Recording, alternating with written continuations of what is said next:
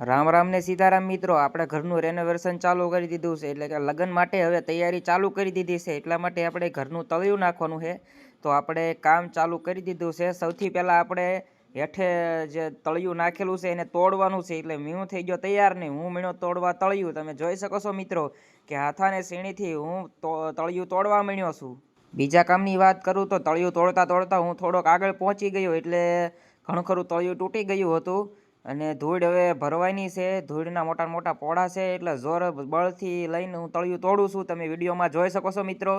જલ્દીથી હું તળિયું તોડવા માંડ્યો, જલ્દીથી આપણે કામમાં નવરા થઈ જઈએ અને બહાર રખડવા જઈ શકીએ. તો વિડીયોમાં તમે જોઈ શકો છો મિત્રો, આપણે તળિયું તોડી નાખ્યું છે, ઈટડા કાઢી નાખ્યા છે.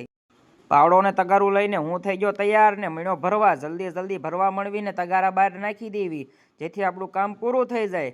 આપણે થોડું ઘણું તળિયું તોડી નાખ્યું છે, કારણ કે ત્યાં થોડુંક ઊંચું ઢોરો હતો, તેથી આપણે ત્યાં તોડી નાખ્યું છે. અને બીજા દિવસે આપણે ત્યાં બીજું તળિયું નવું નાખવાનું છે, તે માટે આપણે તળિયું તોડી નાખ્યું છે. અને હવે જલ્દી તગારામાં ભરી લેવી.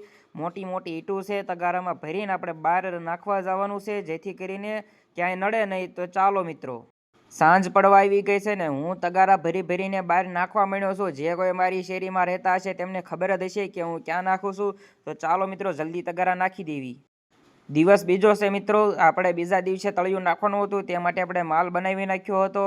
તો આપણે જોઈ શકો છો તળિયું નાખવાની તૈયારી થઈ ગઈ છે અને થાકી ગયા છે. અને રબડી આપણે જે તળિયું પાથરવાનું છે એની ઉપર આ સિમેન્ટ પલાળેલી છે તગારામાં. તો સિમેન્ટ આપણે થોડીક હલાવી નાખવી, જેથી કરીને પથારવામાં મજા આવી જાય. તો ચાલો મિત્રો, આ જો કારીગર આવી ગયેલા છે. કારીગર માલ નાખીને હવે ઉપર સિમેન્ટ પાથરે છે અને મસ્ત મજાનું તળિયું બનાવે છે. તમે રૂમનું આખું તળિયું જોઈ શકો છો કે કેવું સરસ મજાનું તળિયું નાખી દીધું છે.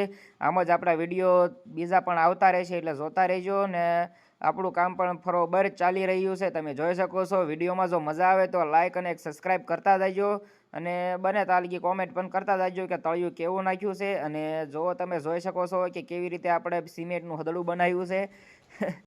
કામ ચાલી રહ્યું છે. હવે થોડુંક અમથું કામ બાકી રહ્યું છે. બે ઘરમાં તળિયું નાખવાનું હતું, જેથી કરીને થોડીક વાર લાગે. સૌથી પહેલાં તો આપણે પાણી નાખતા હતા, ત્યારબાદ એમાં સિમેન્ટ નાખતા હતા. પાણીના પ્રમાણમાં 3 ડબલા પાણી નાખતા હતા.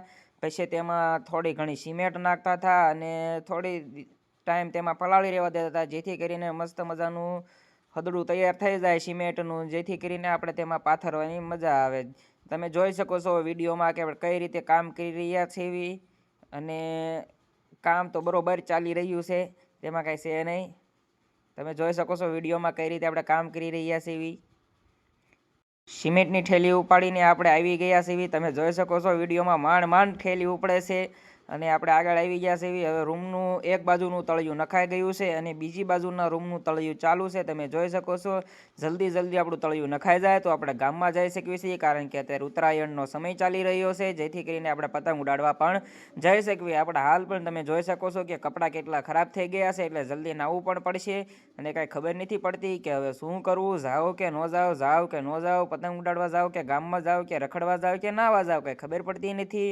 હવે શું કરવું કાંઈ ખબર નથી પડતી. તમે એક આમાં કોમેન્ટ કરતા જજો અને વિડીયોમાં મજા આવે તો લાઈક કરતા જજો.